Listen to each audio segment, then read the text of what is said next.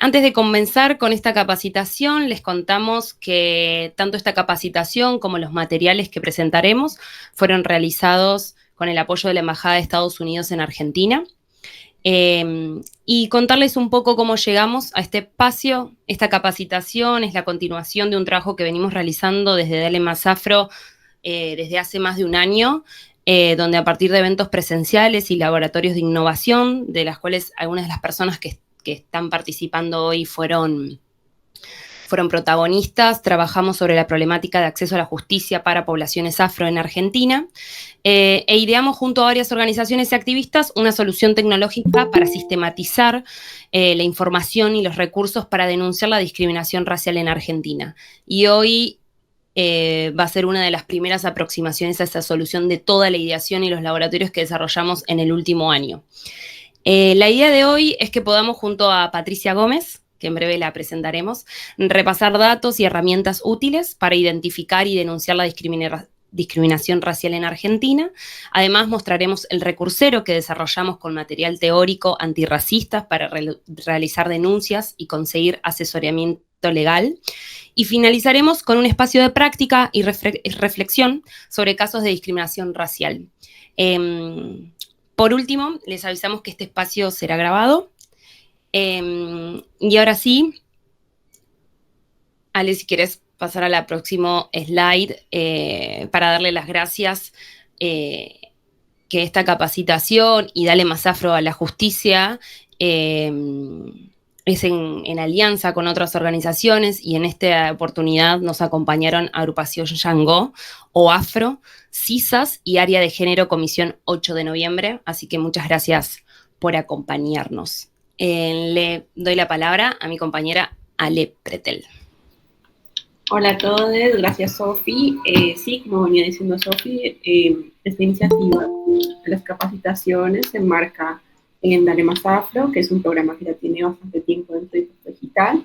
Y bueno, justamente uno de nuestros principales enfoques es la visibilización de las poblaciones afro, no solo acá en Argentina, sino en la región. Por eso también hemos trabajado a lo largo de este tiempo con alianzas regionales. Y bueno, sumado al enfoque de impacto, ¿no? Que es trabajar a través de herramientas digitales para resolver problemáticas sociales desde una perspectiva de derechos humanos, pues se marca el proyecto Dale Más Afro a la Justicia, precisamente para buscar reducir la brecha de desigualdad que tenemos las personas racializadas en cuanto al acceso a la justicia, ¿no? También ahora les voy a presentar a Pato, nuestra capacitadora y abogada. Bueno, Pato es afro-argentina, activista antirracista y afrofeminista, abogada y docente de la Universidad de Buenos Aires, de la primera cátedra antirracista de esta universidad, llamada Derechos de las Comunidades Negras en Argentina, desde una perspectiva afro. También es integrante del área de género de la Comisión 8 de noviembre, Día Nacional de los Afroargentines y la Cultura Afro, y también es miembro fundadora de OAFRO, una organización afrodescendiente para la formación de asistencia jurídica, con la que además pudimos hacer una alianza pues, para esta capacitación y para el proyecto en general. También Pato es ex becaria del Alto Comisionado de Naciones Unidas para los Derechos Humanos del año 2022. Así que nada, ya presentando el proyecto, el recursero, el trabajo que venimos desde Dale Más Afro e Impacto Digital, pues damos comienzo a la capacitación. Primero acá, bueno, recordar un poco las organizaciones aliadas, el programa impulsado por Impacto, el proyecto con el apoyo de la Embajada de Estados Unidos, y como mencionó Sofi, nos acompañan en la difusión y la articulación, en esta ocasión Agrupación Yango o Afro, la Comisión de Género 8 de noviembre, y CISAS, un medio digital indígena.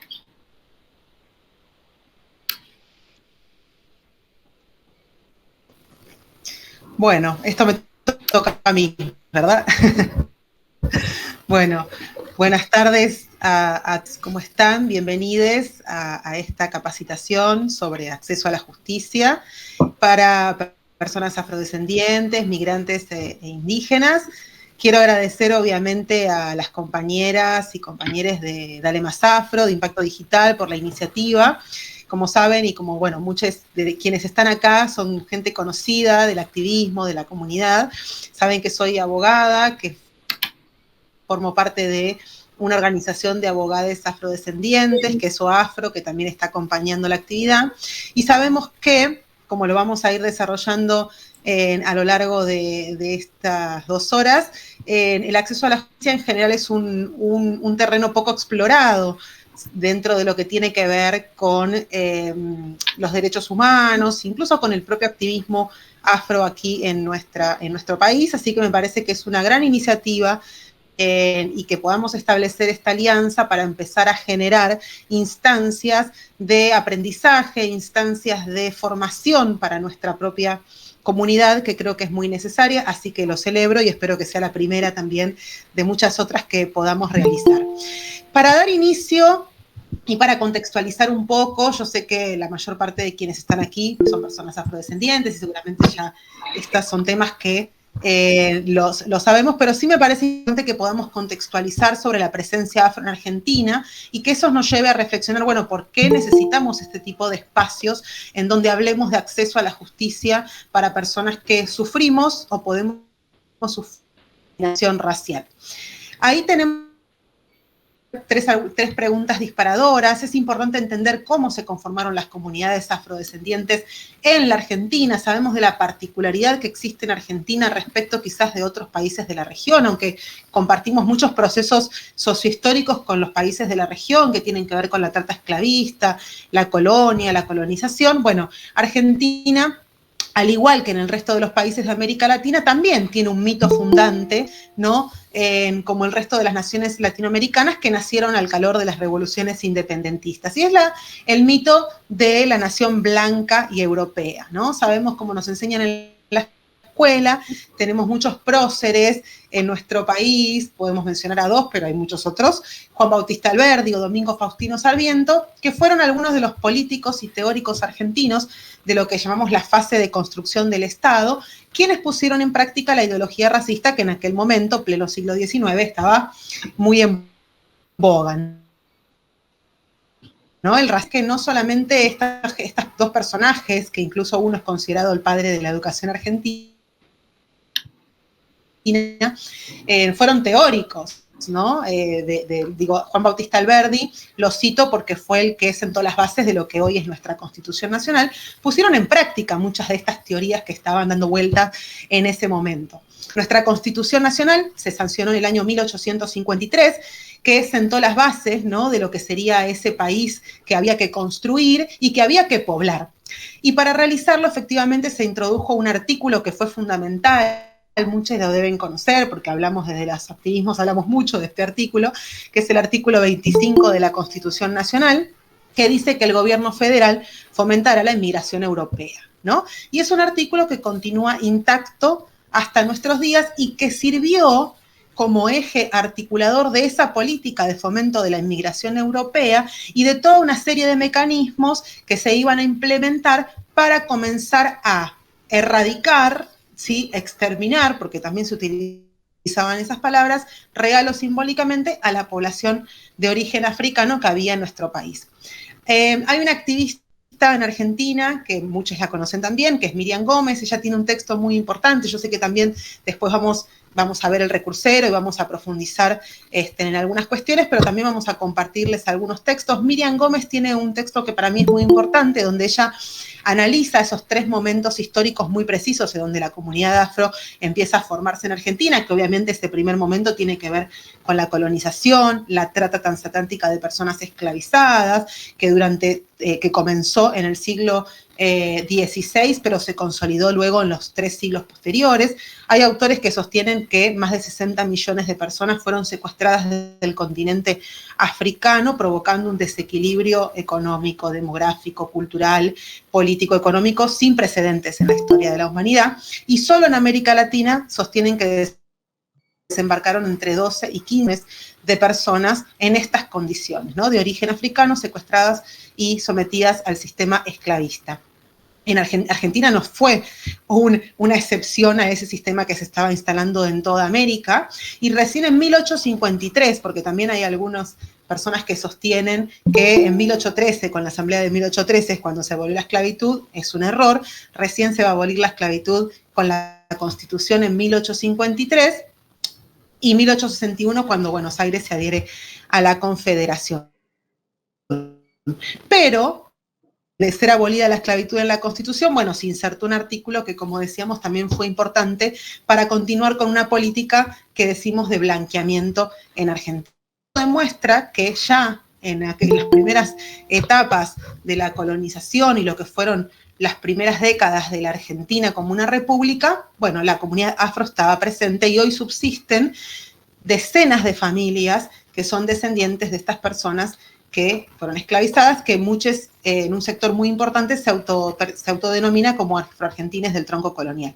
Luego existe un segundo momento donde empiezan a venir poblaciones ya obviamente, estamos hablando del siglo XX, que viene una migración muy importante de las islas de Cabo Verde, que es un pequeñísimo que entraron de a miles, en aquel momento un poco también gracias a ese artículo 25, porque Cabo Verde era colonia de Portugal en ese momento, entonces ingresaban con pasaporte portugués, así que es una paradoja también que esa migración se haya podido producir gracias al artículo 25. Yo soy descendiente de este momento histórico, ¿no?, que se sitúa en el siglo XX. Y por último, ya estamos hablando de los últimos años, de los que ya somos contemporáneos. Este tercer momento podemos hablar de las décadas de los 70, donde vinieron por la dictadura en el Uruguay muchos afro-uruguayes a nuestro territorio, y que fueron estos migrantes quienes comenzaron a revitalizar el candombe, la escena del candombe en la ciudad de Buenos Aires, pero también a partir de los 90 y hasta hoy mismo se produce una migración africana hacia la Argentina. Se dice los senegaleses en general, pero sabemos que son de muy distintos países como Nigeria, Mali, Ghana, Congo, Sierra Leona, Camerún, bueno, y Guinea y muchos otros países. Y también una gran migración afro-latinoamericana de Uruguay, de Bolivia, Perú, Colombia, Haití, Jamaica, entre otras. Estas nuevas migraciones, que ya no son tan nuevas, efectivamente permitieron a un movimiento que ya venía organizado revitalizar ese movimiento en la Argentina, otorgándole mayor visibilidad, no solo a la comunidad afro en Argentina, sino también a la problemática del racismo en nuestro país, que la vamos a ir viendo. Ustedes ahí van a ver frases de presidentes, ¿no?, desde Domingo Faustino Sarmiento, pasando por Carlos Menem, Mauricio Macri, hasta la actual presidente que por estos días ya termina su mandato, donde demuestra que sostiene que en Argentina somos todos blancos y europeos, ¿verdad? Siglos atrás, y que muchas continúan vigentes al día de hoy. Ale, si querés, la próxima, donde vamos a hablar un poco sobre, bueno, esa construcción de la identidad argentina como blanca y europea, tuvo algunos mecanismos que la hicieron posible, y uno de esos, y los más importantes, fue la invisibilización estadística, porque fue la principal herramienta que se utilizó para borrar la presencia afro de nuestra historia. Hay un texto, un libro en realidad muy interesante que se llama Los afroargentinos de Buenos Aires, donde este historiador Ray Dandrius hace todo un análisis sobre los afrodescendientes en los censos y permite demostrar que efectivamente hubo una invisibilización estadística, e incluso hay autores que hablan del genocidio estadístico de la población afro. Ustedes ahí lo que van a poder ver en pantalla son algunos de estos datos que recoge esta investigación, que pueden ver en el censo de 1778, que era el Virreinato del Río de la Plata, grandes porcentajes de población afro en diferentes provincias. Buenos Aires rondaba entre el 30 y el 35, pero Santiago del Estero arriba del 50, Catamarca arriba del 50, Salta, Córdoba arriba del 40, sé que acá hay compañeros de Córdoba también. De hecho, hay un autor que dice que de las 11 provincias que en ese momento conformaban el virreinato, el 46% de toda la población era de origen africano. Y estas cifras se mantuvieron relativamente estables hasta 1838, que es el cuadrito que ustedes pueden ver abajo, donde ahí es cuando empieza a declinar, y en apenas pocos años, ustedes van a ver que hay un recuadro de 1838 a 1887, en apenas 50 años la población de Buenos Aires, porque es específicamente, se reduce casi hasta desaparecer. Y en ese momento, la dirigencia política, digamos, decía que estos números se debían a que había altas tasas de mortalidad y bajas tasas de natalidad de la población afro. Empezaron a dar una serie de argumentos para justificar esta supuesta desaparición. Las guerras, todavía escuchamos que la población de origen africano, nos morimos todos en las guerras, que son sucesos que efectivamente sucedieron, pero el ingreso masivo de inmigración europea, que fueron millones y millones en muy pocas décadas, hizo bajar efectivamente, pero en términos porcentuales, la cantidad de población afro que había en ese momento, conforme a este proyecto europeizante de la Argentina. Y Reid Andrews lo que explica muy bien en este texto es que en realidad el Estado lo que hizo fue acelerar de forma engañosa las estadísticas oficiales para mostrar que Argentina tenía población de origen africano, y Sarmiento justamente decía a fines del siglo XIX que si queríamos ver un negro en la extensión de toda su raza, literalmente, había que ir a Brasil, ¿no? Esta idea de que en Argentina no hay negros, ese problema lo tiene Brasil, dijo Menem en los 90, ¿no? Esta continuación ideológica del blanqueamiento de la Argentina.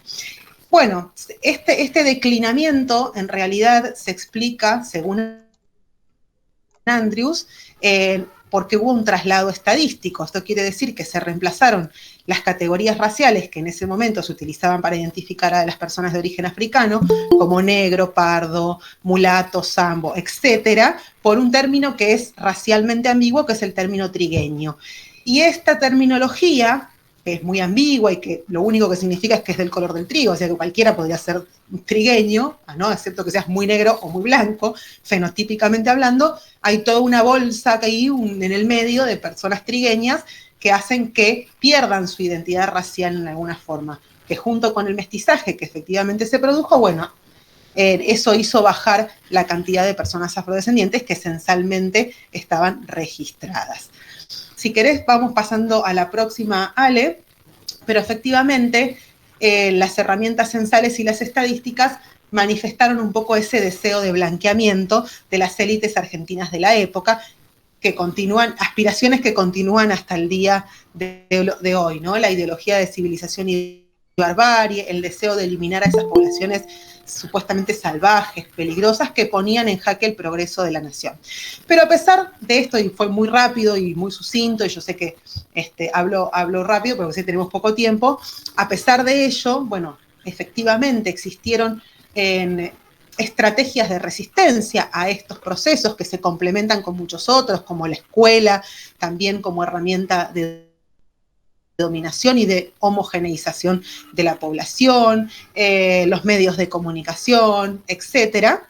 Bueno, hubieron muchas estrategias de resistencia que nos dimos como comunidad y que efectivamente nos permitieron resistir y seguir luchando por la visibilización. Y una de esas grandes conquistas del movimiento, que fue producto de una larga lucha, fue la sanción de la ley 26852, creo que todos aquí la conocemos, que establece el Día de les Afroargentines y la Cultura Afro, que fue sancionada por el Congreso Nacional en el 2013, que ustedes saben que este año se cumplieron 10 años y se hizo una marcha el 8 de noviembre que fue multitudinaria e histórica, la primera marcha, íbamos por el feriado nacional, ¿no? Que era una de las consignas. Pero se trata como del primer reconocimiento, en el año 2013 estamos hablando, en términos históricos fue ayer, el primer reconocimiento de carácter nacional, cuyo objetivo no fue solamente, o no es solamente la celebración y conmemoración de un día, sino que se convirtió en un punto de partida para la creación de políticas públicas dirigidas a este colectivo, porque insta, por un lado, al Ministerio de Educación a incorporar los contenidos curriculares que tienen que ver con la historia de la comunidad afro-argentina en todos sus niveles, y la conmemoración de este día y la promoción de la cultura afro en cada cultura, que en los últimos años, creo yo, año a año ha ido creciendo la celebración de este día, y no podemos dejar de mencionar que el 8 de noviembre sabemos que se estableció en honor a la figura de María Remedios del Valle, una persona también olvidada por la historia, por la historiografía racista de la Argentina, y que gracias a los movimientos sociales afrodescendientes también fue rescatada del olvido y poco a poco va tomando el lugar que merece en la historia. Otro de los hitos importantes de los últimos años tiene que ver con el Decenio Internacional de los Afrodescendientes, establecido por la ONU para el periodo 2014-2024, 2015-2024, perdón. Nos queda un, y realmente, si bien este no es el espacio para hablar del diseño concretamente, todavía quedan, ha sido muy poco lo que se ha podido avanzar, no solo en Argentina, sino a nivel regional, y por eso los movimientos afrodescendientes del mundo, les podría decir, están pidiendo a las Naciones Unidas que se establezca otro diseño para seguir trabajando en las políticas públicas que permitan revertir las desigualdades que experimentan los pueblos afrodescendientes. Pasamos a la próxima, Ale, y ya para empezar a adentrarnos en lo que es más esta capacitación y salir de esta introducción que fue muy breve y muy rápida, empezar a pensar, bueno, cuál es la importancia de conocer nuestros derechos como comunidad, ¿no? Ahí establecimos algunos tópicos que tienen que ver, bueno, ¿qué son los derechos humanos?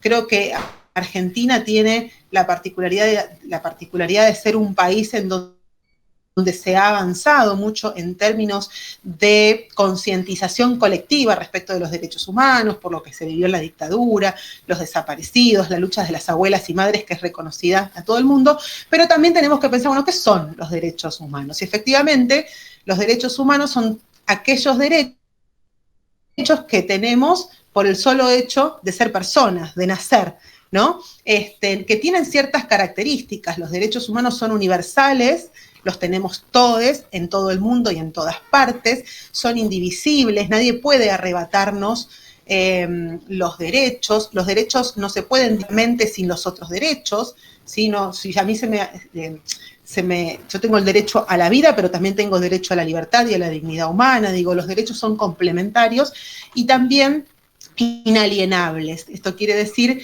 que nadie puede renunciar a los derechos humanos y nadie me los puede arrebatar, ¿no? En el ámbito internacional, a lo largo de la historia, y esto empieza en el siglo XX, se han dividido o han sido clasificados los derechos humanos en derechos civiles, políticos, económicos, sociales, culturales. En los últimos tiempos se está hablando del derecho a un ambiente sano también como un derecho humano fundamental. Pero también hablamos de otro derecho que es muy importante, que es el derecho a la discriminación, que es un principio también consagrado por la gran mayoría de los tratados internacionales de derechos humanos. Volviendo un poco a la pregunta anterior, a la cuestión anterior de los derechos clasificados en civiles, políticos, hay económicos, culturales y sociales, hay distintos tratados internacionales que con el correr del siglo XX se fueron adoptando y que los garantizan, y los estados, al ratificar y ser parte de esos convenios, tienen la obligación de garantizarlos. Argentina tiene una particularidad, es que se ha ajustado o ha ratificado casi todos los tratados de derechos, humanos que existen. Y de hecho, en el año 1994 fue la última reforma de la Constitución Nacional, y una de las cosas más importantes que sucedió en esa reforma es el artículo 75, inciso 22, que incorpora a los principales tratados de derechos humanos, los tratados internacionales de derechos humanos, les da jerarquía constitucional. Es decir, que las disposiciones que contienen estos tratados tienen la igual jerarquía de nuestra Constitución Nacional, que es la ley fundamental, lo que le da basamento a todo nuestro sistema normativo de nuestro país. ¿Sí? Eso es importante, que tienen estos tratados, y ahora vamos a ver que hay uno específico, que es el que más nos va a interesar, que es el contra la discriminación racial. Pero el derecho a la igualdad y no discriminación también es muy importante, porque significa que toda persona, sin distinción, tiene derecho a disfrutar esos derechos en igualdad de trato ante la ley y a ser protegida contra la discriminación. Si pensamos en nuestros contextos y nuestras realidades, sabemos que en América Latina y el Caribe, las personas afrodescendientes somos de las poblaciones más que dan cuenta de eso, y son las poblaciones cuyos derechos se ven continuamente vulnerados debido justamente a las desigualdades históricas desigualdades raciales o étnico-raciales que persisten en nuestras sociedades producto del racismo estructural. Y por eso fue necesario adoptar un diseño internacional, ¿no? Justamente para que los estados se comprometan a tomar medidas concretas de lucha contra el racismo y para cerrar estas brechas de desigualdad de las poblaciones afrodescendientes. Y uno de los ejes justamente del diseño, no sé si recuerdan que es reconocimiento, justicia y desarrollo, es la justicia, en el entendimiento de que este ha sido un derecho históricamente vulnerado de nuestra comunidad que precisa de políticas públicas específicas que faciliten y permitan el acceso a las personas afrodescendientes a recurrir a la justicia, a las que son víctimas de racismo, brindándoles informaciones sobre sus derechos y herramientas como vamos a ver ahora. Entonces, el acceso a la justicia es un derecho humano.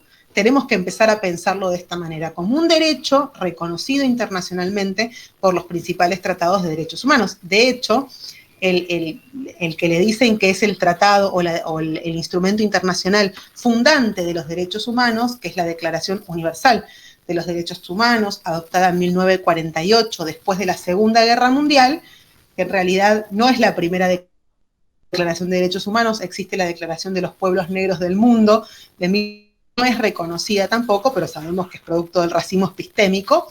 Pero, en fin, la declaración establece que toda persona tiene derecho a acudir a los tribunales nacionales competentes que la amparen contra los actos que violen sus derechos fundamentales.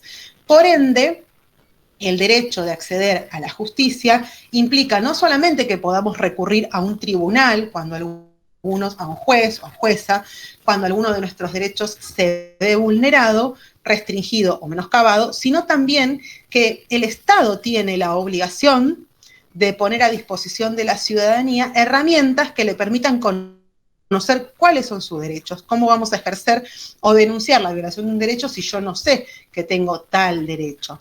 También tengo derecho a saber, ¿no?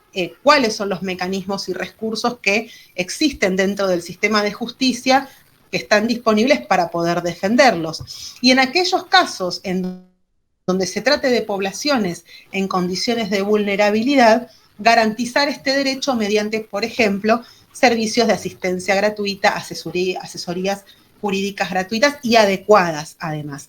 Entonces, el acceso a la justicia es uno de los derechos más importantes que existen, porque además es considerado un derecho bisagra, porque es el derecho que nos permite dar efectividad al resto de los derechos civiles, políticos, económicos, sociales y culturales, abriendo el camino para que podamos reclamar su cumplimiento y así garantizar el derecho a la igualdad y no discriminación. Así que es un derecho fundamental el acceso a la justicia. Pasamos, Ale, si querés, a la próxima. Bueno, vamos a ir metiéndonos poco a poco cada vez más dentro de lo que es el tema específico de esta capacitación, que es el tema de la discriminación y la discriminación de nuestros derechos. Cuando existe un impedimento o restricción a este ejercicio que yo tengo del derecho, de mis derechos, decimos que existe una violación o una vulneración. Y es el Estado el que tiene, por haber ratificado esos tratados internacionales, la obligación de respetarlos, protegerlos, ¿sí? El Estado debe garantizar que todos los ciudadanos podamos disfrutar de nuestros derechos humanos, ejercerlos en condiciones de igualdad y no discriminación. Y cuando se produce una violación, porque no pudo prevenir esa violación, es cuando surge nuestro derecho, como personas, como víctimas de esa violación, de acudir a las autoridades y al sistema de justicia para reclamar el cese de eso, pero también su reparación. ¿En qué casos se puede producir una violación de derechos? Después vamos a tener una instancia donde vamos a poder analizar más concretamente algunos casos específicos de cuando se produce una vulneración de derechos, pero por ejemplo, el no permitir el acceso a la educación, por ejemplo, una educación de calidad a personas con discapacidad, negar el acceso a la salud a personas migrantes o negarle el empleo a una persona trans, son algunos de los millones de ejemplos que podemos encontrar de vulneración de derechos. Entonces, ¿qué es la discriminación?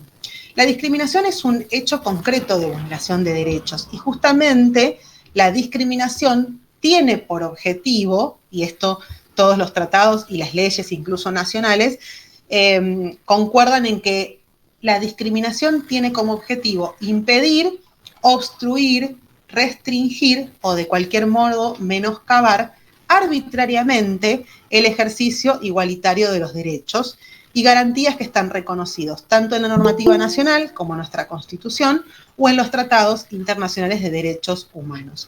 Pero no es para que se configure la discriminación, además se tiene que dar algo adicional.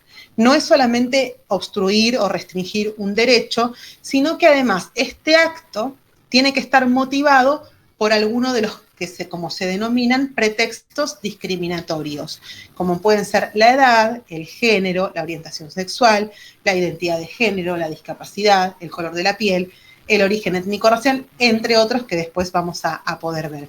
Pero es importante tener en cuenta que no cualquier vulneración de derechos configura discriminación, sino que se tiene que dar este segundo factor de que tiene que existir un pretexto discriminatorio o la pertenencia de esa persona a un grupo históricamente vulnerado, que después vamos a ver qué significa ser un grupo históricamente vulnerado. Tiene que existir esta relación construida históricamente de asimetría de poder entre un grupo y otro. Pero bueno, son cosas que después podemos profundizar y al final vamos a tener un momento para hacer algunas preguntas, así que se las pueden ir anotando y después las podemos conversar.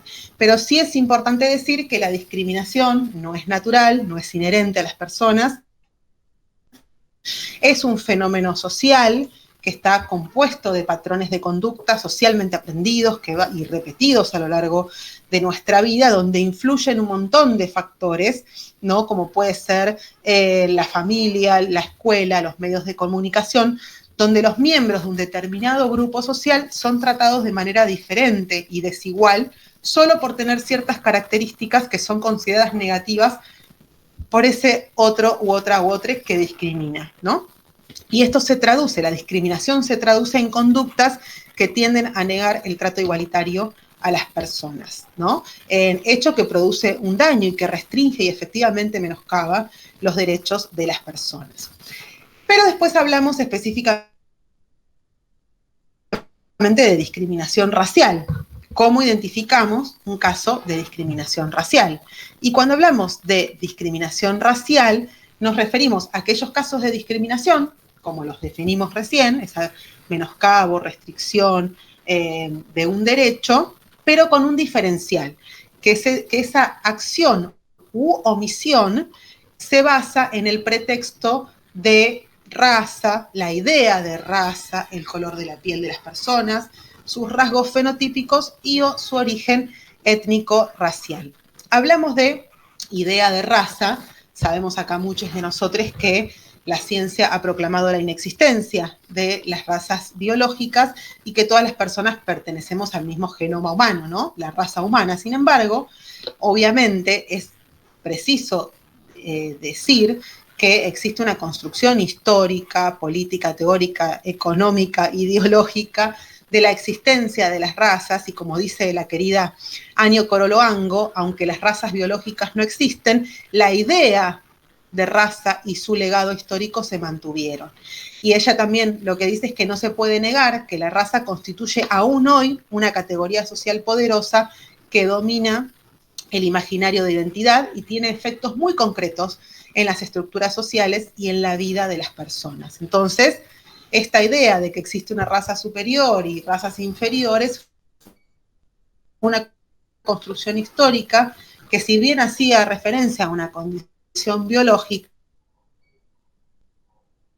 como el color de la piel, por ejemplo, pues su heredera, que es el racismo, es lo que hoy hace que las personas históricamente racializadas, como las personas africanas, afrodescendientes e indígenas, ocupemos las bases de nuestras sociedades y seamos las personas más empobrecidas y cuyos derechos se ven más vulnerados.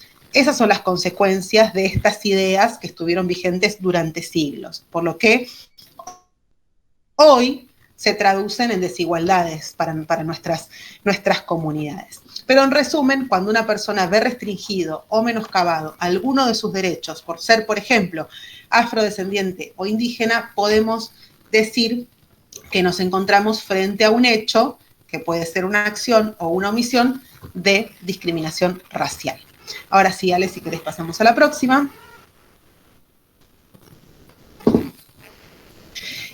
Bien, leyes que protegen contra la discriminación. Acá es necesario que dividamos en los distintos ámbitos normativos que existen, porque tenemos, como venimos diciendo, los tratados internacionales de derechos humanos, después tenemos leyes nacionales y locales, y después existen otros marcos jurídicos que son importantes para la defensa de nuestros derechos.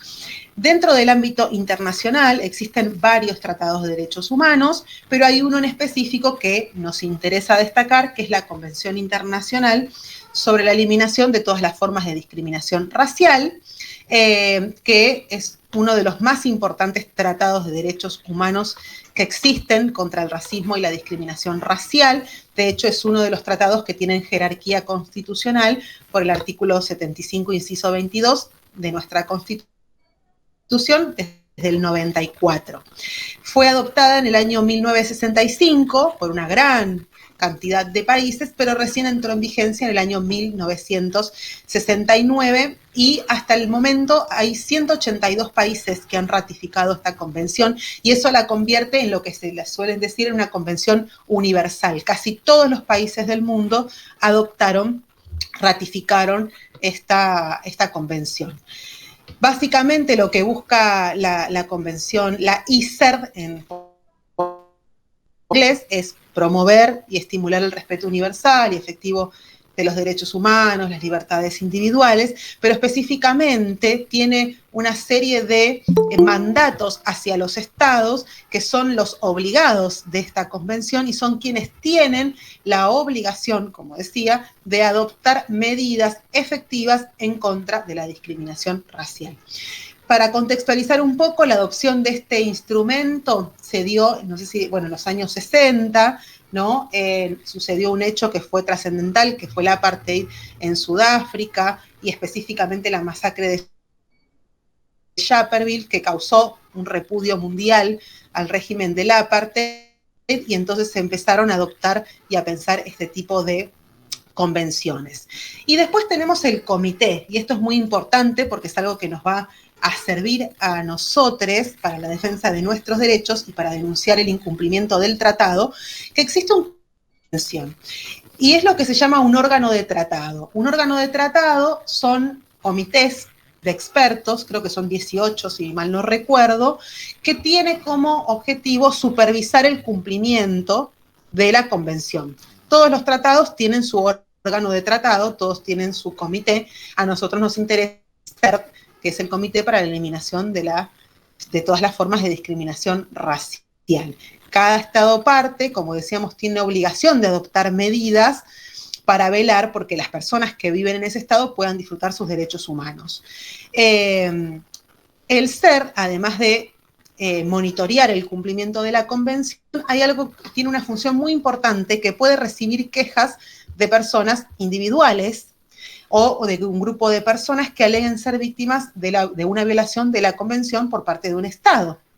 Para ello, el Estado debe haber aceptado la competencia. Bueno, eso son cuestiones también muy formales, pero Argentina ratificó este instrumento en 1968 y aceptó la competencia del comité. Esto quiere decir, podemos, cuando vemos afectado o vemos que el Estado argentino ha violado algún artículo de la convención, podemos recurrir al comité para que lo investigue, para que le pida explicaciones a los estados e incluso realiza recomendaciones.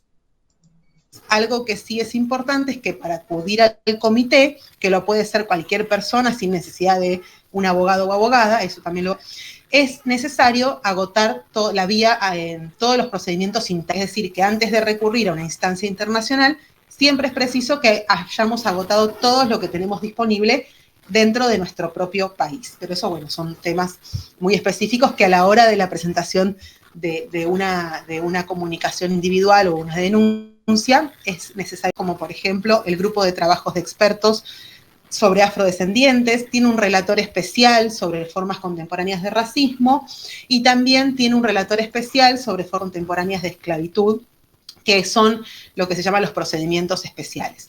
Pero vamos al ámbito nacional, a las leyes locales, a las leyes nacionales. En primer lugar, lamentablemente Argentina tiene una sola ley que habla sobre la discriminación, que es la ley 23.592, que es del año 1988, es una ley muy vieja, donde aún, pensemos hace casi 20 años atrás, 15 años atrás, no había, más de 20 años, perdón, donde aún no habían ciertos debates en la sociedad, y eso lo vamos a ver reflejado en un articulado que es muy chiquito, o sea, tiene 7 artículos nada más, donde en su primer artículo define lo que es la discriminación, un poco como lo veníamos hablando recién en este mismo sentido, pero también en esta ley, pensemos 1988, los pretextos discriminatorios que abarcaba la ley eran muy poquitos.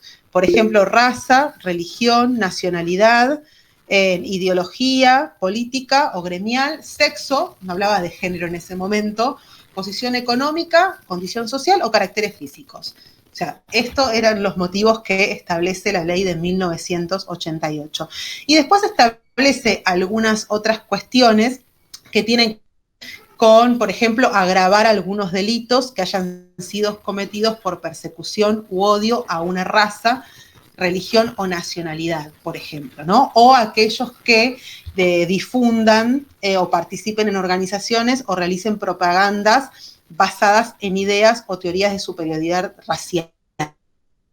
Pero no mucho más, ¿no? La ley realmente hoy, al 2023, y teniendo en cuenta las últimas décadas donde hubieron avances muy importantes de muchos grupos, por ejemplo, podemos mencionar la comunidad LGBTIQ+, nuestra propia comunidad también, no recoge, ¿no?, esta ley o no expresa o no permite que podamos utilizarla de una manera eficiente, digamos. De hecho, se aplica muy poco la ley, por ejemplo, los agravantes. Recién este año tuvimos la primera sentencia con el agravante de odio racial por el homicidio de Lucas González, que también es un caso que vamos a ver. Y después establece la obligación de poner un cartel en los locales, con el artículo 16 de la Constitución. Nada más. Realmente es una ley que ha quedado bastante anacrónica para los tiempos que corren en este momento. Pero sí, en la ciudad de Buenos Aires existe una ley del año 2015, que es la que ustedes pueden ver ahí, la 5.261, que es la ley contra actos discriminatorios de la ciudad, que busca garantizar y promover la igualdad de todos los ciudadanos de la ciudad, previniendo la discriminación en todas sus formas. Esta es una normativa de vanguardia en materia de discriminación porque permitió introducir cuestiones muy importantes. Por ejemplo, amplía considerablemente esa lista de pretextos que tiene la ley vieja, que por ejemplo no incluye a personas con discapacidad ni adultos mayores, entre otros, ¿no?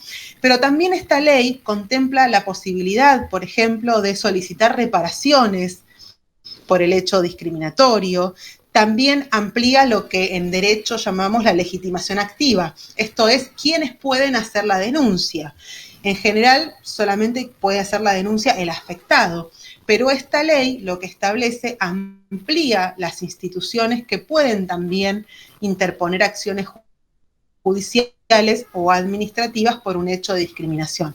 La más importante es que permite a las organizaciones de la sociedad civil que propendan a los derechos humanos a poder hacer una denuncia por un hecho de discriminación, aunque haya sido una persona individual la que haya sufrido ese hecho.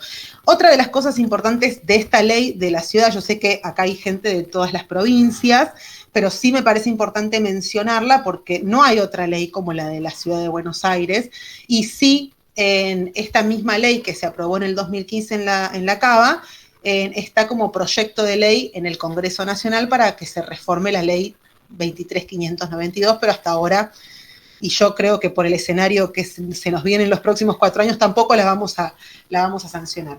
Pero bueno, establece cosas muy interesantes, y lo último que voy a decir, porque también estamos con poco tiempo.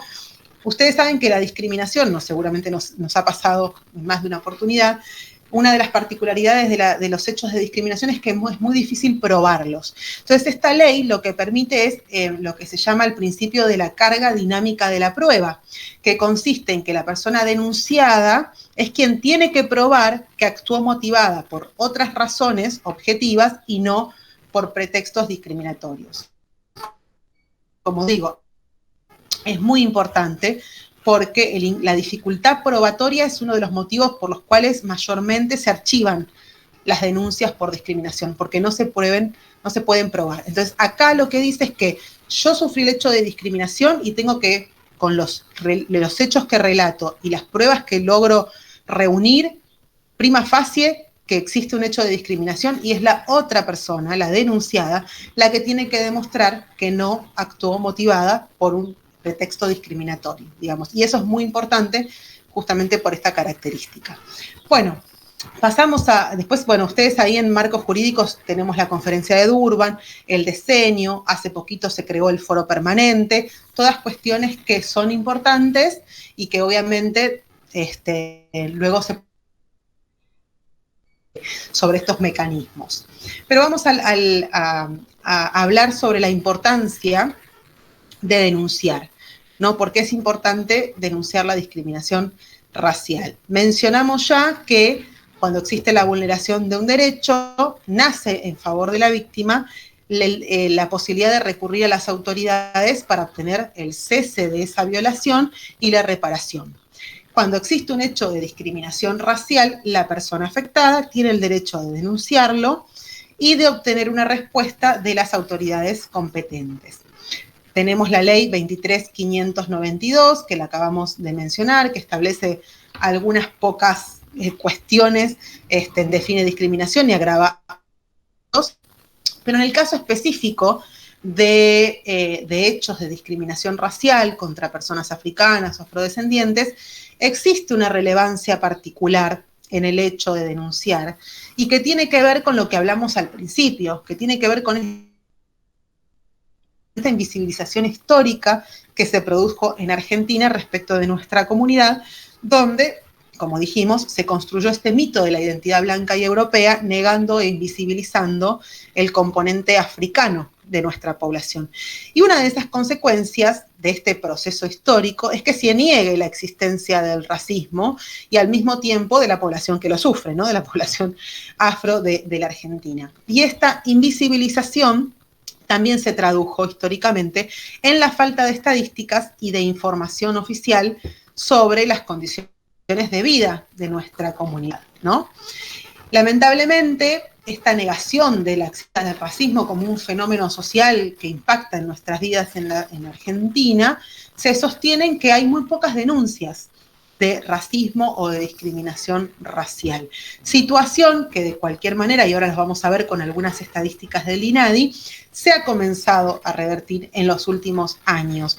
Coincidente también, pero no por casualidad, sino con un proceso de mayor visibilización y movilización de los colectivos y comunidades afro de la Argentina, ¿sí? Por eso sostenemos que denunciar la discriminación racial es muy importante, la discriminación en general, pero la discriminación en particular, porque no solamente, obviamente, permite no dejar impune, o por lo menos sin ningún tipo de acción, una situación que amerita la intervención de las autoridades, que lleven adelante una investigación y que se sancionen a los responsables en el mejor de los casos, porque como decíamos, también hay una estadística de que la mayor cantidad de denuncias se archivan por falta de pruebas.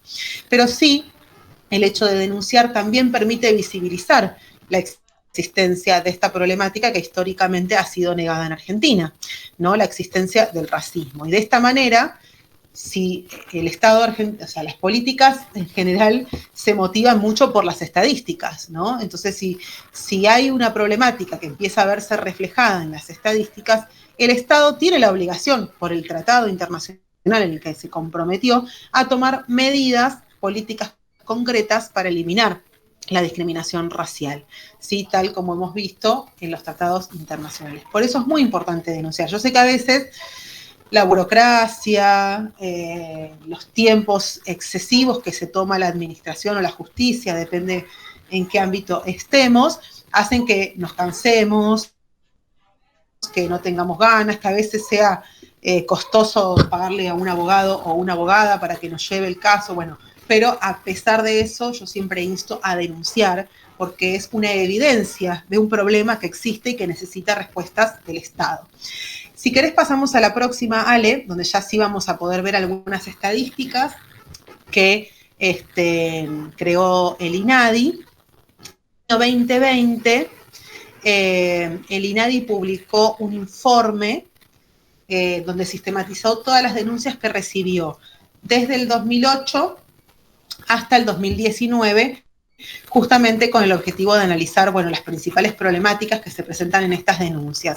Es un informe que lo puede acceder cualquiera, que se los podemos compartir. Acá vamos a destacar 2 o 3 numeritos que nos parecen importantes. En este periodo de tiempo, 2008-2019, el INADI recibió casi 27.000 casos o denuncias, pasando de un promedio de 1.900 denuncias en el 2010 a un promedio de 2.500 al año para el 2019, ¿no?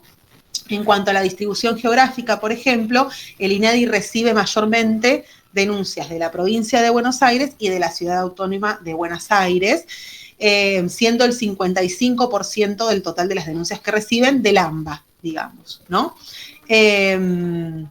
Si querés pasamos, bueno, ahí ustedes tienen la línea de tiempo y la cantidad de denuncias que fue recibiendo. En los últimos años se evidencia un alza de las denuncias. Pasemos al próximo, donde vamos a poder ver algunas cifras más específicas, donde podemos ver tipos de denuncias, ¿no? Y ahí vamos a poder ver que el mayor porcentaje corresponde, por ejemplo, a discapacidad, estado de salud, personas LGBTIQ+, que estos 3 tipos de denuncias reúnen el 40%, casi la mitad, de todas las denuncias que el INADI recibe. Respecto por ejemplo, de las denuncias de discriminación racial, podemos agrupar 3 categorías de las que allí aparecen. Tenemos aspecto físico, racismo. Es medio raro la clasificación que hacen de las categorías, pero bueno, el aspecto físico, racismo es una de las categorías, color de piel es otra, y afrodescendientes es otra. Si sumamos las 3 categorías, nos da que es el 5,9% del total de las denuncias recibidas en este periodo de tiempo, de 11 años, ¿no? Que es poco, pero bueno, tampoco es tan poco, digo, podría ser mucho, mucho peor. Por ejemplo, migrantes representa el 7,9% de las denuncias, pueblos indígenas el 1,3%, y si solo tomamos afrodescendientes, es el 0,4%. Bueno, ahí vamos pasando, si querés, Ale, para ya ir terminando, sé que nos queda poquito tiempo. Por último, ahí tenemos, bueno, algunas también, algunas estadísticas de cómo, por ejemplo, aspecto físico fue subiendo en los últimos años, ¿no? Pasamos de 207 denuncias en el 2016 a 363 en el 2019, y eso implica de que hay una mayor conciencia y la gente está denunciando un poco más. Pasamos, si querés, Ale, a la próxima, donde vamos a ver que el INADI es el organismo a nivel nacional que tiene competencia para recibir las denuncias por discriminación, ¿sí? Tenemos 2 ámbitos, el ámbito administrativo y el ámbito judicial. El administrativo es la administración pública, ¿no? Puede ser Estado nacional, provincial o municipal, y después tenemos el Poder Judicial, que son los jueces que toman decisiones. ¿Cómo puedo hacer una denuncia en el INADI? Tiene un procedimiento bastante sencillo. Hoy, después de la pandemia, todo se hace digitalmente. Así que el INADI tiene un formulario de denuncia disponible en su página web que cualquiera puede descargar, completar y lo puede enviar mediante esta plataforma que se llama El procedimiento que tiene el INADI, que es un procedimiento administrativo, tengamos en cuenta eso, y que el INADI no tiene poder de policía, no puede sancionar, no puede aplicar multas, o mucho menos penas, ¿no? Que eso es del ámbito del Poder Judicial. pero sí tiene todo un procedimiento bastante parecido al procedimiento judicial que se inicia cuando uno presentó la denuncia, con una audiencia de conciliación que tiene como objetivo que las partes lleguen como a un acuerdo, por ejemplo, un pedido de disculpas. Es medio ridículo también que uno tenga que enfrentarse a la persona que te violentó, pero existe esta etapa y también es importante saber que yo como víctima tengo el derecho de no querer asistir a una mediación con la persona que me violentó o que fue racista o cometió un hecho de discriminación racial. Pero muchas veces se llega a un acuerdo en esta instancia, se firma un acta con algunos compromisos y se cierra el procedimiento. Pero si no se llega a un acuerdo, va a continuar el proceso, va a ir una instancia de prueba, podemos decir, donde las partes pueden presentar todas las pruebas que tengan, que es analizada por el organismo y que emite un dictamen, donde el INADI va a decir si es discriminación o no es discriminación, y realiza recomendaciones, porque dirigidas a la persona denunciada, porque justamente no puede aplicar ninguna sanción. Y esto es importante también. La importancia de ese dictamen, si yo obtengo un dictamen favorable de INADI, que me habilita la instancia judicial. Esto quiere decir que yo, si quiero denunciar este hecho, por ejemplo, pedir daños y perjuicios por el hecho de discriminación a la persona que me discriminó, ya con un dictamen positivo tengo allanada la mitad del camino, porque es una prueba ineludible de que esta conducta afectó, porque la máxima autoridad en materia de discriminación dice que hay discriminación, tengo muchas posibilidades de ganar ese juicio de daños y perjuicios. ¿Sí? Es importante entonces, el INADI no emite un dictamen de un mes para otro, a veces tarda un par de años, eso también es una realidad, pero bueno, siempre yo creo que vale la pena que recurramos a estas instancias. Pasamos, si querés, Ale. Existen otros organismos donde poder denunciar discriminación, el Ministerio Público de la Defensa, Defensorías del Pueblo, etcétera.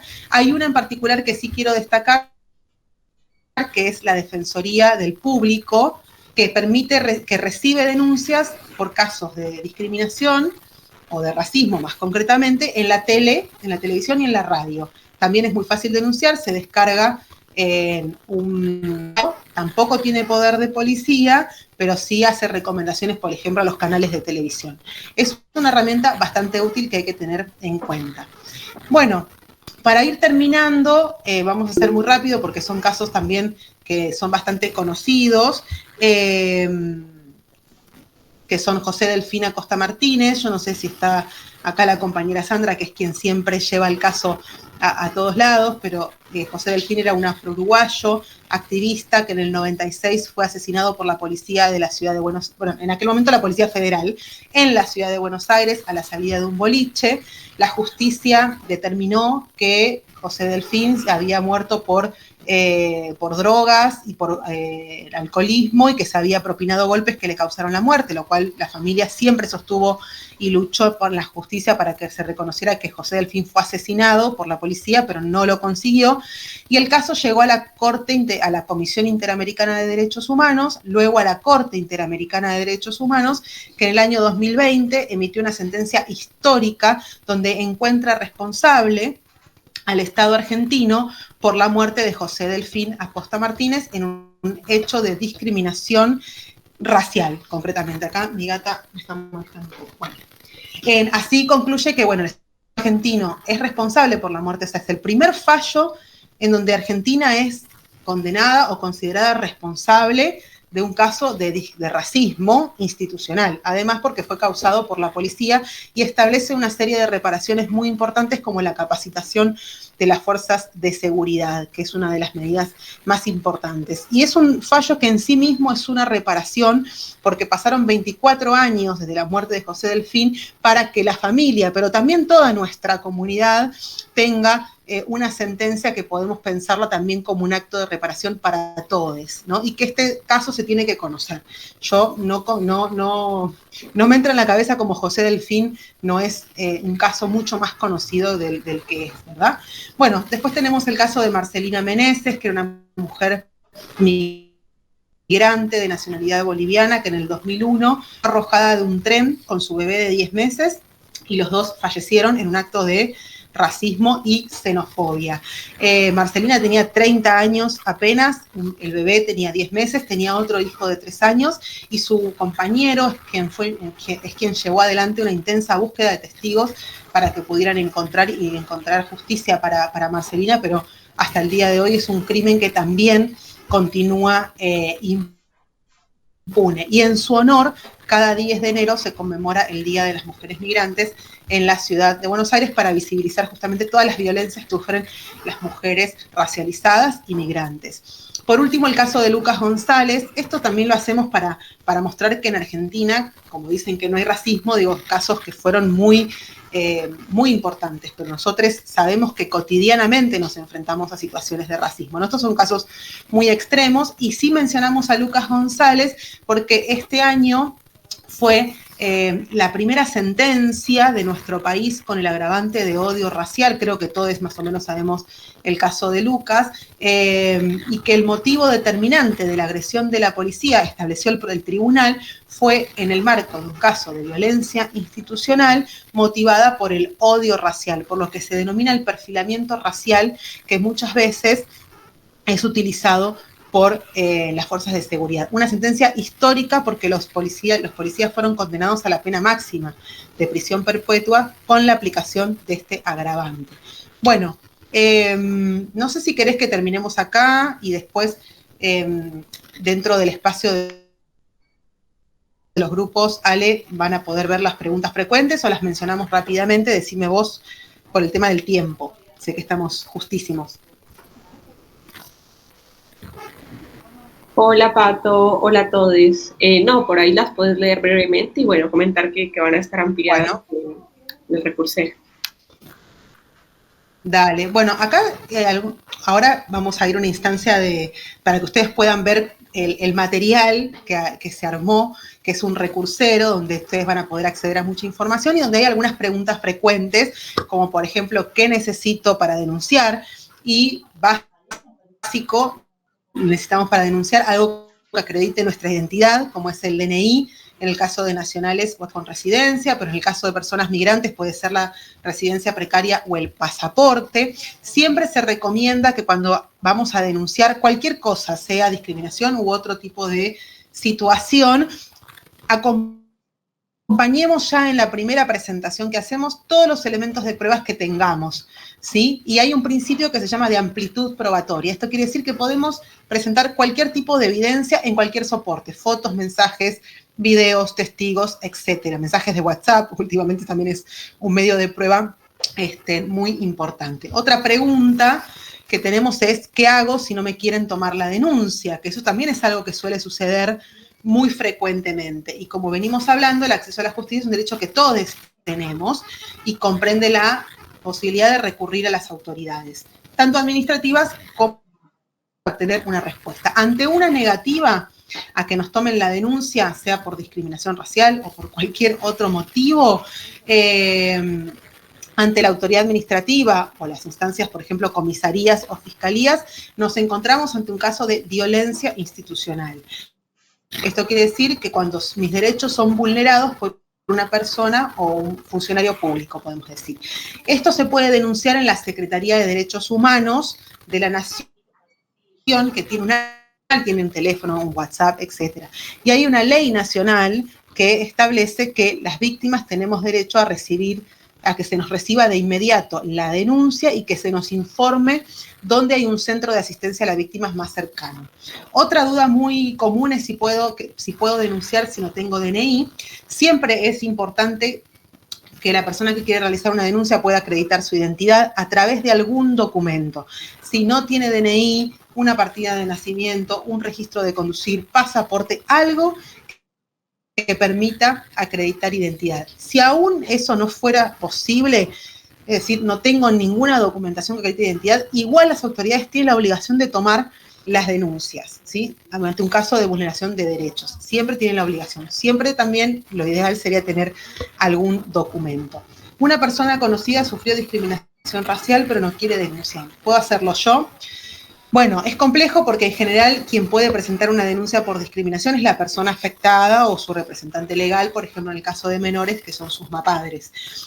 Pero también las ONG, puedo recurrir a una ONG que represente a ese colectivo o grupo de personas, por ejemplo, como los afrodescendientes, y que se dedican a defender derechos y que por lo menos en la ciudad de Buenos Aires están legitimadas para presentar este tipo de denuncias.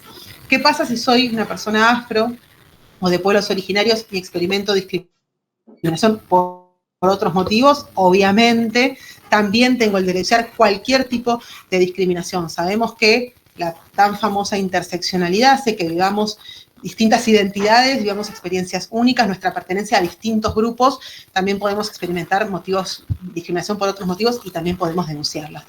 Denunciar no tiene ningún costo. Realizar la denuncia, tanto en una comisaría, en una fiscalía, en el INADI o en algún otro organismo, no tiene ningún costo, es un servicio gratuito. ¿Puedo realizar la denuncia sin abogados o abogadas? En principio, por supuesto, no es necesario contar con abogados para realizar una denuncia por discriminación, aunque sí se puede contar con alguna asistencia letrada que acompañe el proceso, ¿no? Que siempre va a ser, no digo mejor, pero sí quizás puedan tener otra mirada, inclusive más normativa y que pueda acompañar ese proceso de una mejor manera y pueda ser más efectivo. Sí es necesario tener abogado cuando iniciamos un proceso judicial, eso sí es obligatorio. Pero existe, como decimos, la obligación del Estado de garantizar servicios de asistencia jurídica gratuita para las personas que no se pueden pagar un abogado. Por último, si existe algún organismo internacional, ya la mencioné, que es el Comité para la Eliminación, el CERD, para la Eliminación de la Discriminación Racial, que permite denunciar cuando el Estado es el que está cometiendo hechos de discriminación racial contra una persona o grupo de personas, o cuando el Estado vulnera mi derecho a obtener respuestas en un caso de racismo, es decir, cuando es perpetrado por otra persona y el Estado no hace nada, también lo puedo denunciar. Lo puede hacer cualquier persona, no necesita abogado, y lo único que hay que hacer es descargarse un formulario de la web del CERD y presentar la denuncia. Recuerden que tienen que haber agotado todas las instancias internas. Bueno, creo que terminamos. Hay otras preguntas que después las van a poder ver en el recursero. No sé si hay dudas, yo sé que fui rápido, sé que hay preguntas, pero quizás yo las voy viendo mientras se hacen los grupos y después contestamos cualquier cosa.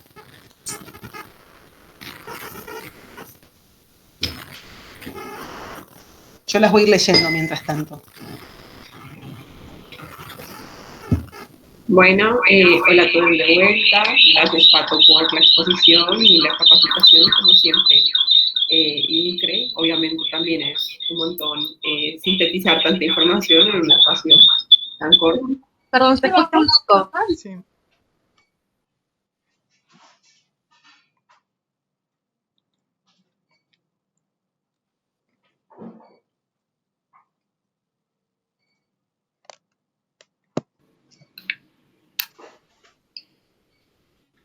Hola, ¿se escucha bien?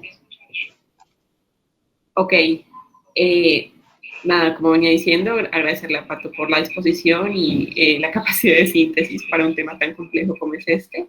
Y bueno, como les venía mencionando ella, nuestra intención ahora es que podamos poner en práctica el recursero que venimos haciendo hace varios meses ya con el equipo de Impacto Digital, justamente para que todas estas herramientas para denunciar y asesorarnos y entender cómo se puede acceder a la justicia si experimentamos en algún momento discriminación racial, puedan estar a la mano y ser mucho más accesibles para todos.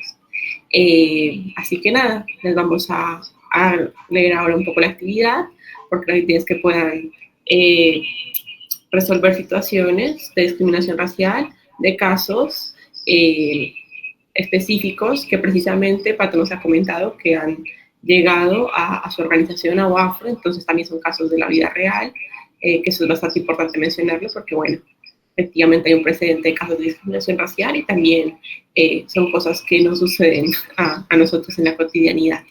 Vamos a leerles brevemente los casos ahora y después los vamos a dividir en grupos para que puedan trabajar en el recursero para resolver los casos, y también en cada uno de los grupos habrá una persona de impacto que va a estar ahí para dar una mano presente. Por ahí estaremos rotando, pero bueno, eso comentarles por ahora.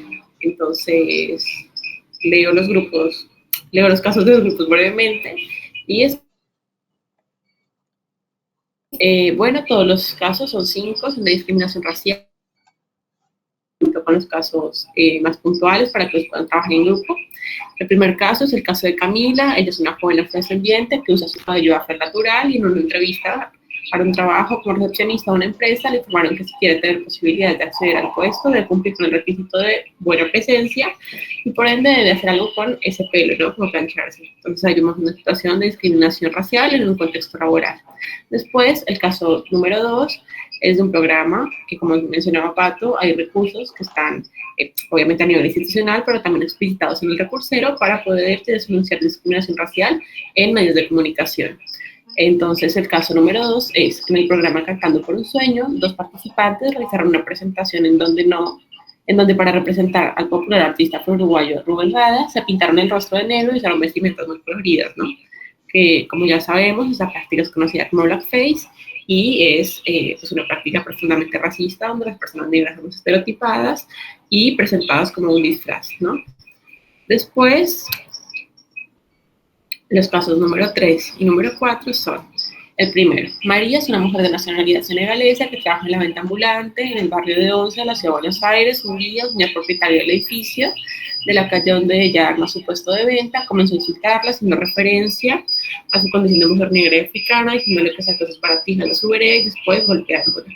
Cuando María quiso hacer la denuncia en la comisaría, no se la tomaron porque no tenía DNI. Bueno, ahí la idea es que puedan tomar de las preguntas frecuentes que ya mencionó Pato, y bueno, en este caso vemos que es un caso, en esta ocasión vemos que es un caso de discriminación racial directa, ¿no? Con violencia física, psicológica también hacia esta persona. Y en el caso número 4 tenemos a Juan, que es un joven indígena de nacionalidad argentina, que un sábado decidió ir con sus amigos de la universidad a un boliche en la provincia de Buenos Aires. En la puerta, un guardia de seguridad dejó ingresar a todos sus amigos, pero le dijo que no podía entrar en zapatillas y que debía estar bien vestido. Cuando Juan les dice que sus amigos estando en zapatillas lo dejaron entrar y lo discriminan, el guardia le dijo que se vuelva a su país y al final no pudo ingresar. Bueno, en este caso es un caso también de discriminación racial directa, ¿no? En un espacio de uso público, ¿no? En algún sentido donde todos deberíamos poder acceder, pero pues bajo la idea de buena presencia, de vuelta, ¿no? De estar bien vestido, este joven indígena experimentó discriminación racial. Ahí, mi compañero Marian está mencionando en el grupo que les dejo el link con los casos para que los puedan seguir de cerca de cada uno de los grupos, y bueno, estaría bueno si lo van abriendo, porque ahora que armamos los grupos por ahí se pierde el enlace. Y el caso número 5 es el de Lola, ¿no? Lola es una niña que va a tercer grado de una escuela pública en la provincia de Salta, y en los preparativos del acto del 25 de mayo, Lola le dijo a su maestra que quería actuar de dama antigua porque ya estaba aburrida de hacer de vendedora de empanadas, pero la maestra le dijo que era más fácil que se disfrazara de negrita mazamorrera por su color de piel. Bueno, ahí de vuelta vemos un caso de discriminación racial directo, ¿no? En este caso es una nena, que también es importante, porque bueno, no es lo mismo denunciar desde la propia persona que desde un tercero, y también es un caso lamentablemente muy cotidiano, ¿no? Que sabemos que se enmarca, incluso también en prácticas vinculadas al blackface. Entonces, esos son los casos que les propusimos para hacer la actividad. La idea es que puedan entrar en el recursero. En el documento que les dejó mi compañero Marian está también el enlace para ingresar al recursero. Clarisa se despide. Gracias, Clarisa, por participar. Y bueno, las preguntas que tienen que responder en el recursero para poder justamente darle como solución al caso de discriminación racial son: ¿es un caso que se puede denunciar? ¿En qué lugares puedo hacer la denuncia según las herramientas que me brinda el recursero? ¿Y qué se necesita para denunciar, ¿no? ¿Qué herramientas, qué datos necesito para hacer esa denuncia? Así que nada, vamos a tener 8 minutos para navegar en el recursero. No cuenta con una persona directamente que modere por los grupos, pero podemos utilizar un botón de ayuda para que una persona de nuestro equipo vaya y les dé una mano con lo que necesiten. Y sugerimos que alguna persona pueda compartir pantalla para que pues, el diálogo sea mucho más fácil y accesible para todos. Así que nada, no sé, Mario, si quieres. Gracias, hola, ¿cómo están? Mi nombre es Mariano. Ahora vamos a tocar el botón de iniciar los grupos, les va a aparecer un botón y van a acceder al grupo. Como comentaba Ale, ahí en la pantalla van a poder volver a la sala principal o pedir un botón de ayuda. Lo que es muy importante es que cada una de las personas que está acá pueda acceder a lo que se compartió en el chat, que ahí van a tener nuevamente las consignas para poder leer nuevamente los casos y también el link para entrar al recursero, y estamos muy ansiosos por esta prueba y este lanzamiento, esta primera versión que estamos acá compartiendo con ustedes. Vamos a poner el botón ahora y automáticamente en 8 minutos van a estar de vuelta y volvemos a estar en el espacio en que estemos todos.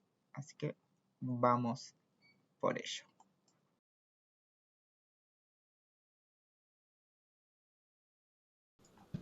Vale.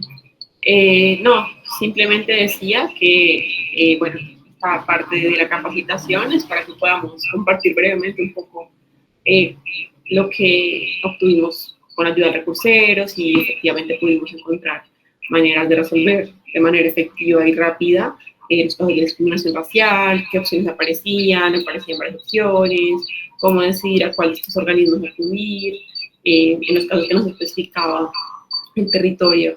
Hay recursos a nivel nacional, a nivel local, nada, no sé si por ahí arrancamos por los órdenes de los grupos para ver quiénes desean compartir.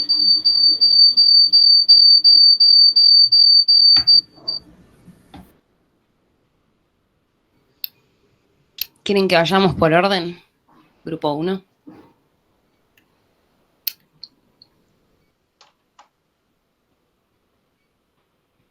Sí, o por ahí, bueno, quienes se animen, más orgánico, quienes se animen a compartir.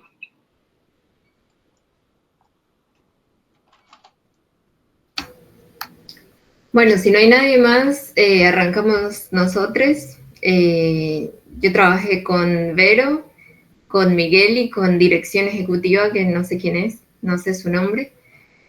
Así que bueno, a nosotros nos correspondió el caso número 4, que es Juan, un joven indígena al que no dejan ingresar a un boliche con el argumento de que está mal vestido. Entonces, así de forma muy rápida, porque como dice Mar en el chat, fue como muy cortito el tiempo, pero básicamente lo que nosotros pensamos es que había que dirigirse al INADI para remitir esta denuncia, más que a la Defensoría del Pueblo, que era la otra opción que aparecía en el recursero. Y pensamos que, bueno, una opción que teníamos era que los amigos de este chico pudieran servir como testigos, ¿sí? Preguntarles si habían grabado o filmado la situación. Y también una cosa que mencionaba Vero era que ahí podía aplicarse la carga dinámica de la prueba, es decir, que la persona que no deja entrar el chico al boliche podía llegar a argumentar que no había discriminación en el caso. Si me estoy equivocando con lo que digo, porfa, alguien del grupo corríjame. Y por último, se comentó que además de este caso puntual, se podría llegar a preguntar si algunas otras personas tuvieron un hecho similar en este lugar, no específicamente el día que le ocurrió esto a Juan, que es el caso hipotético, sino en otros momentos. Eso. Vale, muchas gracias Victoria por compartir y bueno, parece que les rindió un montón el tiempo porque incluso tuvieron la posibilidad de pensar en estrategias para, nada, evaluar si efectivamente era discriminación racial solo con el chico o era un espacio que de manera continua reproducía esta discriminación. Pero buenísimo, gracias por compartir. ¿Alguien más se suma a compartir su caso? ¿Verónica? ¿Alzaste la mano o...? Ok.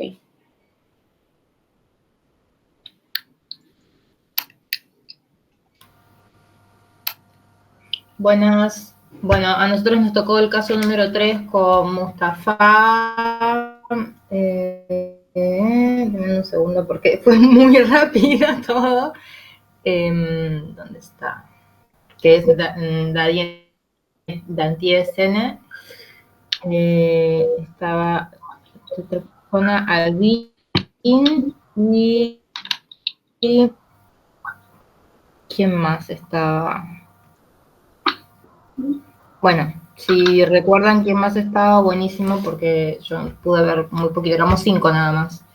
Y nos tocó el caso número 3, donde la mujer de nacionalidad senegalesa en la calle, cuando está trabajando como mantera, ella se llamaba María, y no solamente que quiso radicar la denuncia, sino que esta no se la tomaron porque no poseía DNI. Entonces lo primero que pudimos resaltar fue que eran 2 tipos de homofóbica, la tercera era directamente violencia institucional.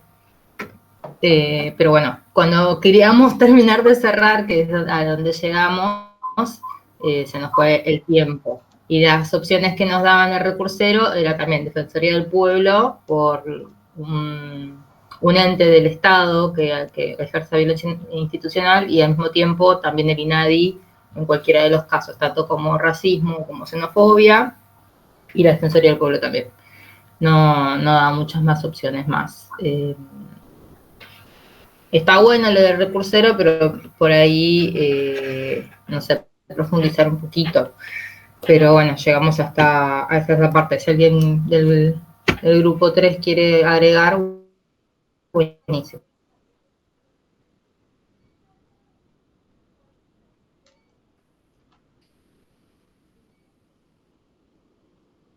Bueno, gracias también por compartir.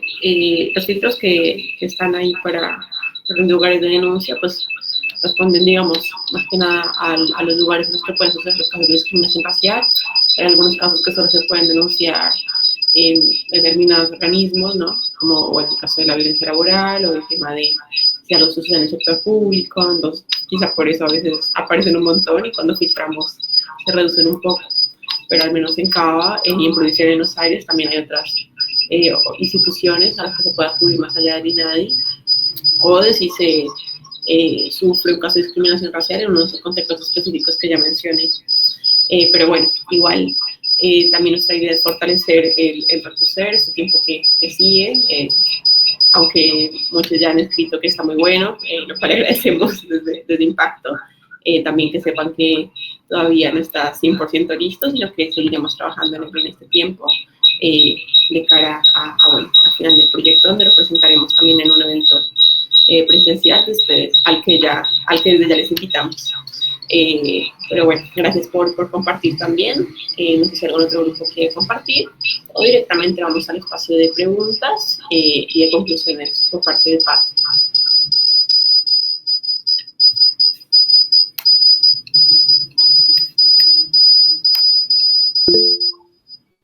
Carla. Sí, hola. A nosotros nos ha tocado grupo 2, el caso 2, que era sobre el programa de televisión Cantando por un Sueño, donde se presentan con lados de rostro y con vestimentas coloridas.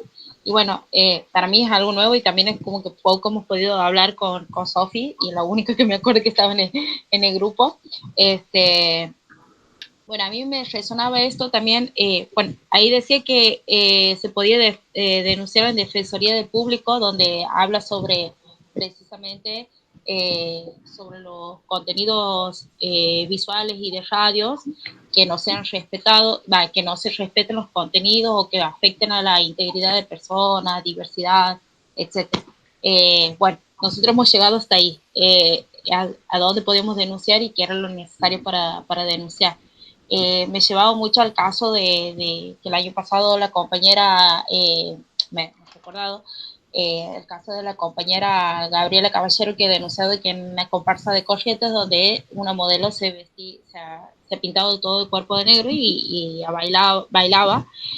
Y bueno, creo que este caso todavía sigue ahí, no sé si ha llegado a tener algún impacto o si se ha llegado a algún tema de justicia, pero es eso, ¿no? O sea, como he visto que eso es lo que ha hecho, utilizado, no sé, y esto es una pregunta, ella ha utilizado los medios tanto y también las redes sociales como para denunciar estos casos y cobre relevancia, porque por ahí se denuncia en algunos casos, pero a la vez es como que queda silenciado o queda en eso nada más, como una mera denuncia, pero no se visibiliza. Bueno, eso es como que me he quedado pensando en qué se hace en esos casos. Vale, Carla, gracias por compartir. Creo que, bueno, lo puede responder mejor Pato ahora en un ratito. Así que nada, gracias por compartir y por elegir también el caso, que sé que es uno de los más enrollados de los que elegimos. Me parece que alguien más quería compartir algo, Cisas. Si no, abrimos un muy breve espacio de preguntas para Pato y vamos cerrando.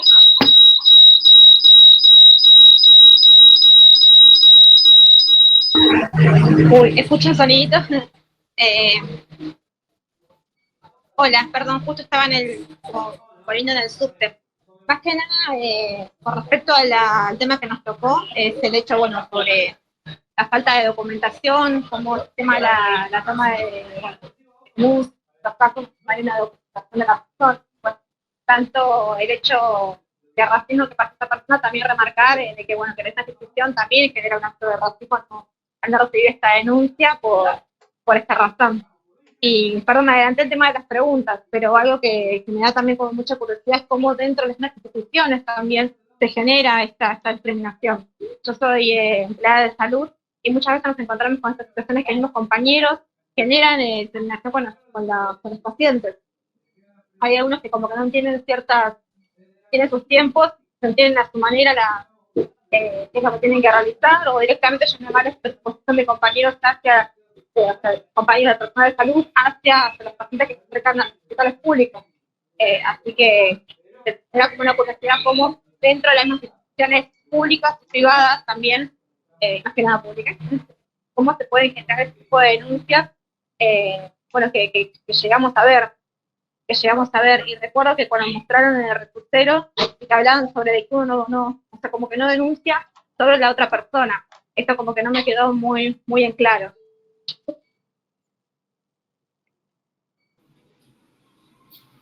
Hola, Cisas, gracias por compartir también su caso y también por esta... Perdón, soy Joana. Perdón. Vale, Joana. Un animal con la cuenta porque no me había llegado otro correo. Dale, tranqui. Bueno, como mencionaba Joana, sí, es algo bastante recurrente la discriminación racial y, bueno, lamentablemente la discriminación en general en espacios del sector público y privado también, y también con los títulos pueden encontrar un recurso específico para denunciar, si no estoy mal, a nivel nacional, casos de discriminación racial que hayan experimentado en el sector público.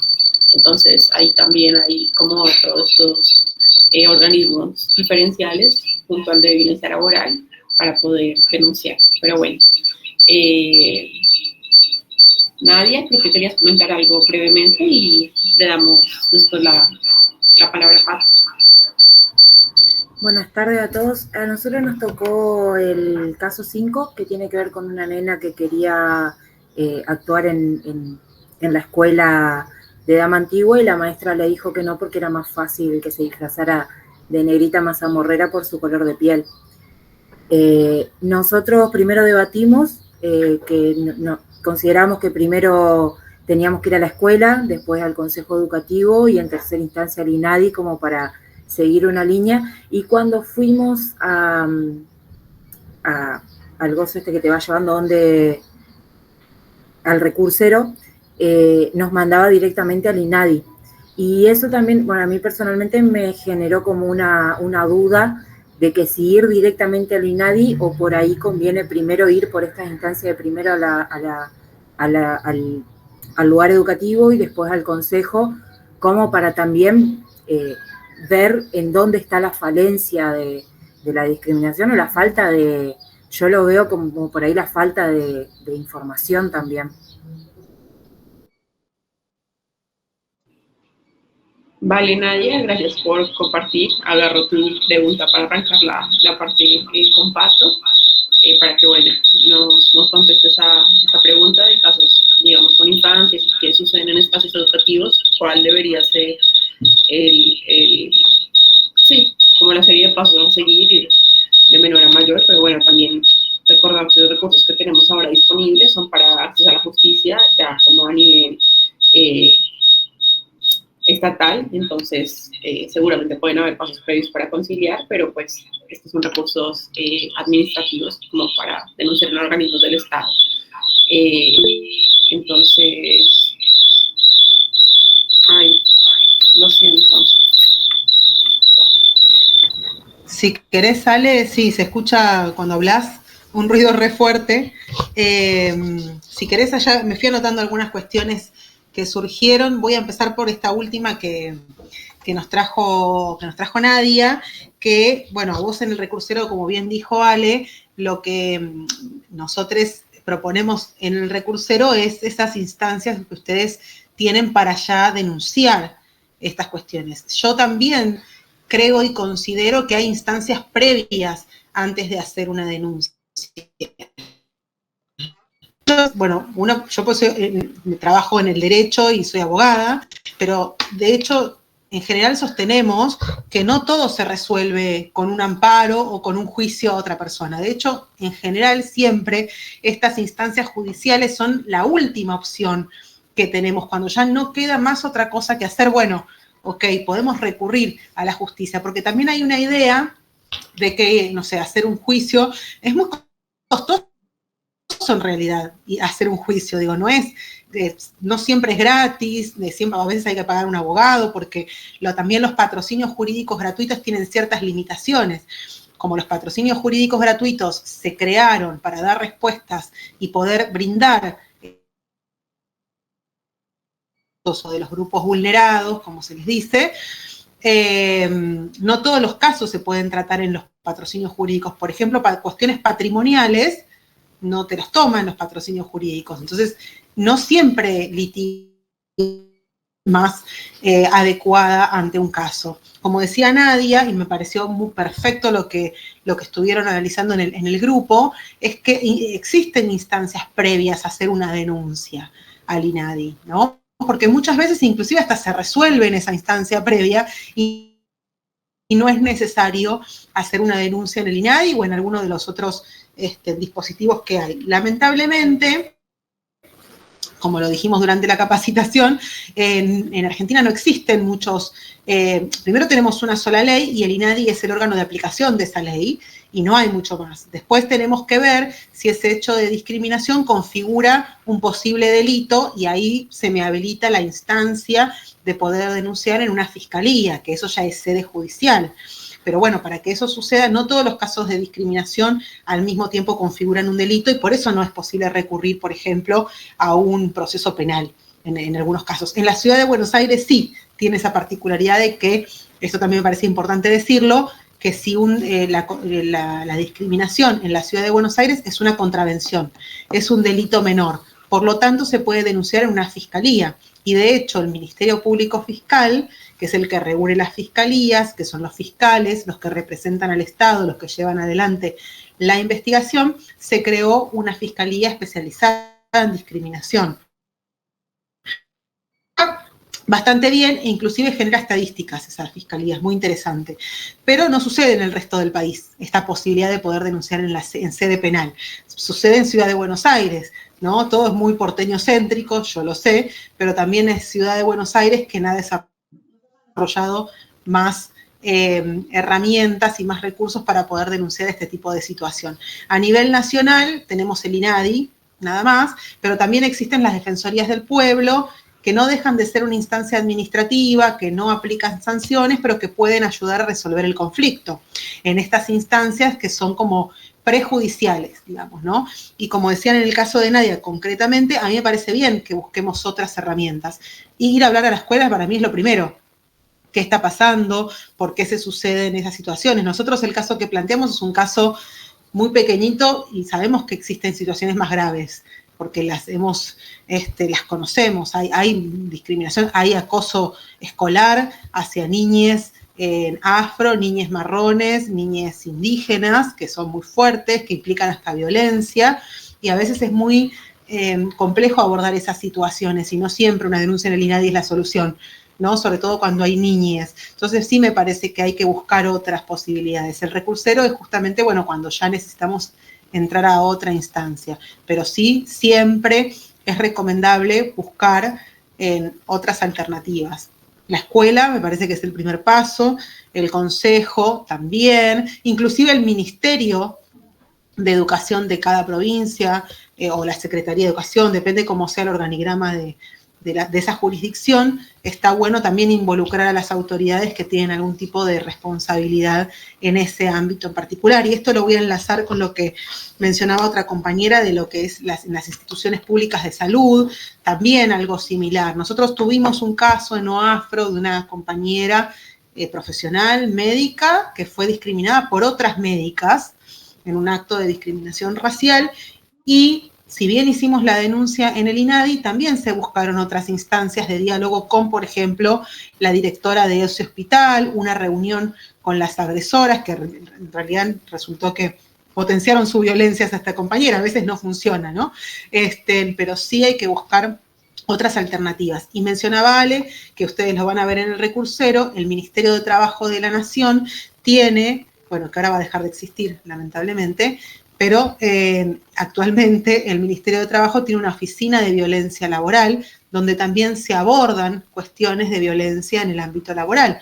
Y la discriminación que sufrimos en el ámbito laboral también es una forma de violencia. El racismo es una forma de violencia y tranquilamente también podríamos acudir a esta instancia del Ministerio, que también hace una especie de mediación e intenta resolver el conflicto y también incorporar a la mesa de discusión, digamos, al empleador, ¿no? Porque sabemos la violencia laboral puede darse de forma vertical entre jefes y subordinados, podríamos decir, o en forma horizontal entre los propios compañeros de trabajo. Entonces, también me parece que sentar a la mesa al empleador es una forma de intentar resolver el conflicto. Respecto al caso de Blackface, ahí comentaban, bueno, si esto se da en los medios de comunicación, tenemos la Defensoría del Público, que es nacional. Entonces, cualquier persona en cualquier lugar del país puede ingresar a la web de la Defensoría del Público y radicar un reclamo. Ellos lo llaman reclamo, no es una denuncia técnicamente, pero sí la Defensoría lo que hace, bueno, es analizar el caso y después emite una recomendación, hace capacitaciones con los canales de televisión, con las radios, pero es solo para radio y televisión. El INADI también es un lugar donde se pueden denunciar los hechos de discriminación en los medios.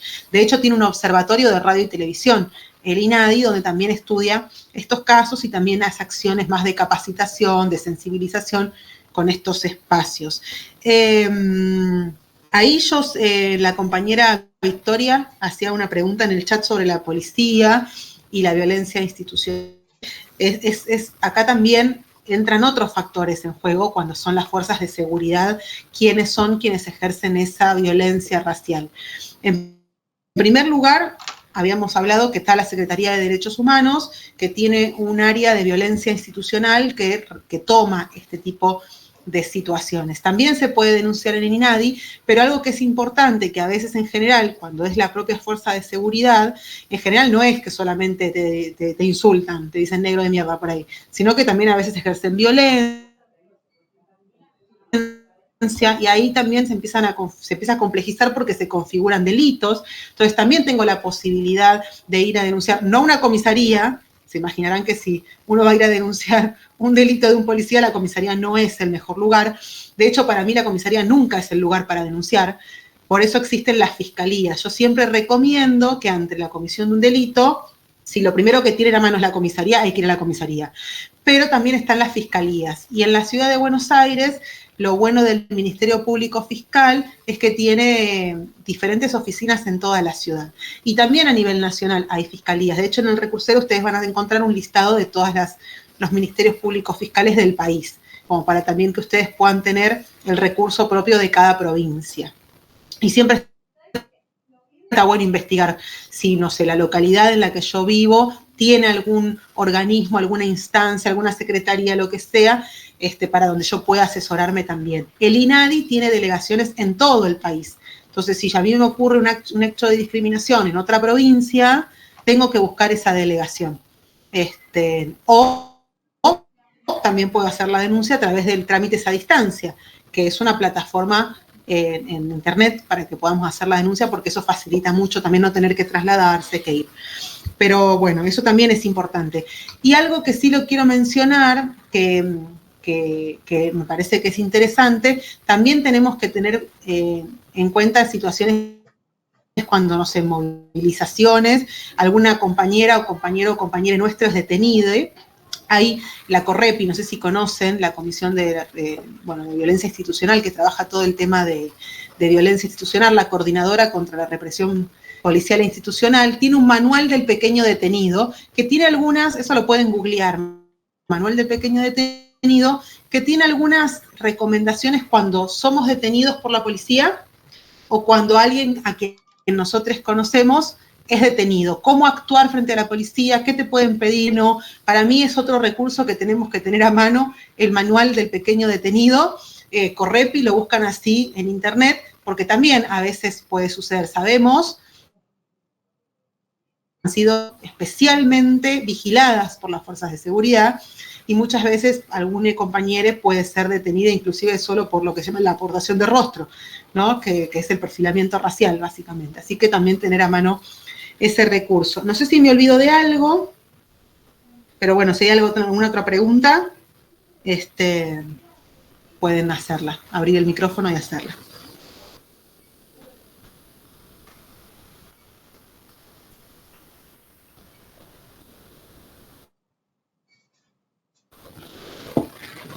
De nada, Victoria, gracias por las preguntas también. A veces cosas que no llegan a entrar en el momento de la capacitación o de la exposición que surgen después son más enriquecedoras todavía.